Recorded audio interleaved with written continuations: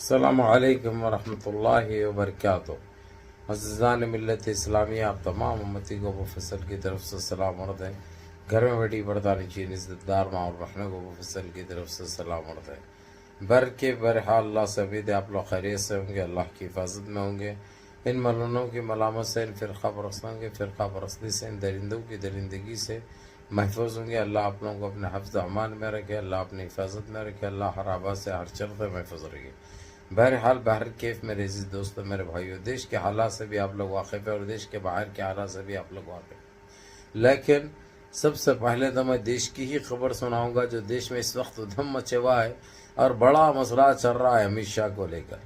अमित शाह को लेकर और राहुल गांधी को लेकर जिस तरीके से गंदगी फैलाई जा रही है। पहले तो जो है सब 100 करोड़ के करीब ये खर्च किया गया सिर्फ और सिर्फ राहुल गांधी को बदनाम करने के लिए और उनको पप्पू बनाने के लिए। पप्पू तो नहीं बना, पप्पू बड़ा इतना महंगा पड़ गया है लोगों को जो गले का कांटा बन गया है इनके। उसकी वजह आप लोगों को अच्छी तरह पता है मेरे अजीज दोस्तों, मेरे भाइयों। इनको इतना डर है राहुल गांधी के नाम से, इतना खौफ है इनको राहुल गांधी के नाम से जो कि मैं अल्फाजों में बयान नहीं कर सकता। जिस तरह डरते थे इंदिरा गांधी से, जिस तरह डरते थे राजीव गांधी से, उसके बाद ये चेहरा राहुल गांधी का इनको एक ख्वाब सा, डरावनी ख्वाब सा महसूस होने लगा। इसी तरह उसको बदनाम करना, उसके खिलाफ साजिशें रचना, उसको अज़ियतें देना, यानी उसको गिरा के दिखना, उसका मजाक बनाना, ये चलते हुए आ रहा था। अब उन सारी चीज़ों से हटके जिस तरीके से बाबा साहब अम्बेडकर के बेइज्जती की गई, जिस तरीके से उसके खिलाफ गलत शब्द इस्तेमाल किया गया, इससे यूपीए सरकार को, यानी यूपीए पार्टी को, जितने पार्टियां मिलके जो बनाए हैं उन सबको बड़ी तकलीफ पहुंची। सबसे ज़्यादा राहुल गांधी को, क्योंकि वो सदर है उससे यूपीए के। तो उन्होंने यहाँ तक के रोडों पे निकल के भी एहतजाज किया और परअमन तरीके से, लेकिन जानबूझ के साजिश के तहत जिस तरीके से एक एमपी को इस्तेमाल किया उन्होंने, पब्लिक में खुद घुसा, उसने खुद दूसरे एक बुड्ढे को लेकर गेम बजाने की कोशिश किया, उसको बदनाम करने की कोशिश किया। उसके खूनी राहुल गांधी का लगा और वह नीचे गिर गया। नीचे गिर के जाके खुद केस बुक किया ताकि राहुल गांधी के ऊपर केस बुक हो जाए और किसी तरीके से उसको बदनाम किया जाए, उसको परेशान किया जाए। ये इनके हथकंडे हैं जो चल रहे हैं दबा के। अब जिस तरीके से सारे लोग एक होकर अमित शाह के पीछे पड़े हुए हैं, तो वो लोग इन चीज़ों से, इन मुद्दों से हटाने के लिए ये नया हथकंडा इस्तेमाल करने की नाकाम कोशिश कर रहे हैं। लेकिन अब ये लोगों की तो एक ही जिद है, अमित शाह को रिजाइन देना है और माफ़ी मांगना है, जो कि ये जहां तक लग रहा है कि अमित शाह इस्तीफा अगर से दे दिया और माफ़ी चाह लिया तो समझो कि बीजेपी का क्रियाक्रम हो गया, बीजेपी का सफाया हो जाएगा। क्योंकि पब्लिक को ये चीज़ समझ में आ जाएगी इनकी नीति क्या थी, इनकी सोच क्या थी और ये करना क्या चाह रहे हैं, देना क्या चाह रहे हैं देशवासियों को। ये सारे चीज़ें आप लोगों को सामने आने वाले हैं। इससे बचने के लिए वो लोग नए नए हथकंडे इस्तेमाल कर रहे हैं, नए नए साजिशें रच रहे हैं। जिस तरीके से राहुल गांधी ने जो तेज़ी पकड़ी और जो मारूफियत जो हासिल कर रहा है, जो मशहूर हो रहा है, वो जिस तरीके से हर काम भी कर रहा है भी बंदा, कहीं पे भी चाहे कौन से भी मजहब से हो, किसी को तकलीफ हो रही है तो सबसे सामने वो रह रहा है, सबसे आगे वो रह रहा है। यानी ये बहुत अच्छी बात है। उन सारे चीज़ों से निकलकर राहुल गांधी ने इस वक्त जो काम किया है वो काबिल तारीफ है, काबिल फ़ख्र है, काबिल लश्क है। यानी ये होना भी चाहिए था। कब तक इनकी मनमानी चलेगी, कब तक इनका जुल्म चलेगा, कब तक ये अजियतें ऐसे ही देते रहेंगे और बर्दाश्त कौन करेगा और क्या के लिए करेगा भाई, कब तक करेगा। ये देश तो किसी बाप की जागीर नहीं है। ये देश पे इतना ही हक मेरा आपका है जितना प्राइम मिनिस्टर का है, जितना वजीर दाखिलिया जो अपने आप को जो समझ रहे हैं, जो चाहे दिल में कर लिए। रात में सोचते हैं, सुबह हुए तक करने की कोशिश करते हैं, या टट्टी करने जाते हैं, टट्टी करके आए बस से बिल पास हो जा रहा है। अब वो सारी चीजें इनके खत्म हो चुके हैं जो इससे पहले जो करे थे वो लोग, चाहे 2014 हो या 2019 हो या 2024 में ये चीज नहीं चल रही है।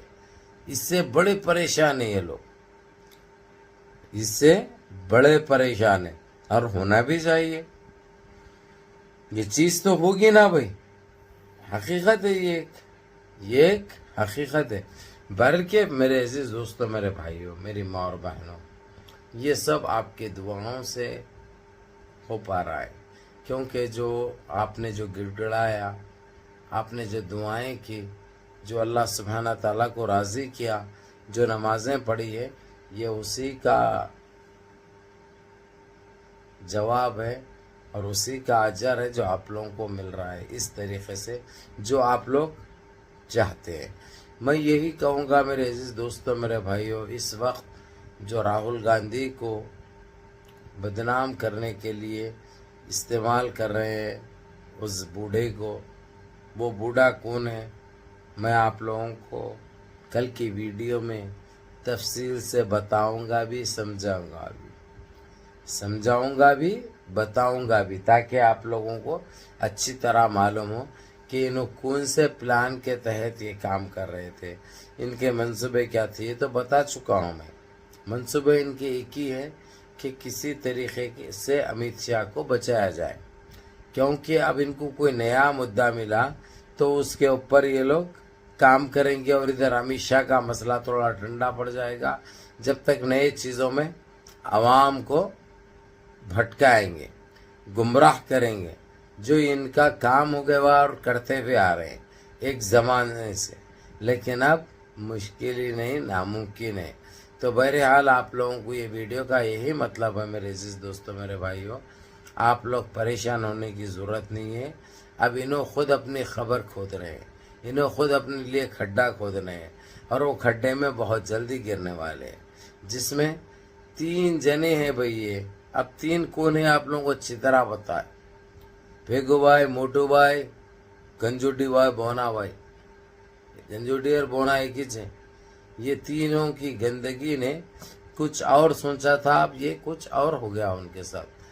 तो बहरहाल ये बहुत अच्छी खबर है, और जिस तरीके से जो देशवासी जो रोडों पर निकल आए हैं, ये भी बहुत अच्छी बात है। अब देखते हैं इंशाल्लाह मंडे और ट्यूसडे तक क्या होगा, ये रीज़न दे देगा या नई चाल चलेगा, ये देखने लायक होगा, क्योंकि इनके मीटिंगों पे मीटिंगें चल रहे हैं। ये किसी तरीके से बचाने की कोशिश में है मोटा भाई को, लेकिन मुश्किल है बचना।